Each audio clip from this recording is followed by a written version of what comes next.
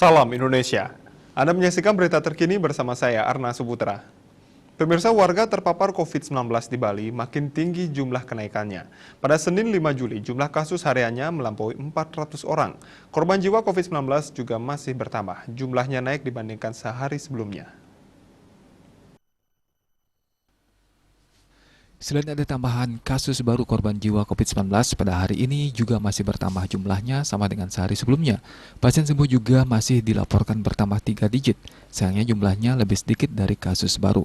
Menurut data Satgas Penanganan COVID-19 Bali, terdapat 355 kasus baru. Kumulatif kasus yang ditangani Bali mencapai 51.498 orang. Korban jiwa bertambah 4 orang, kumulatif korban jiwa COVID-19 tetap 1.585 orang, 3,08%. Rinciannya 1.579 WNI dan 6 WNA.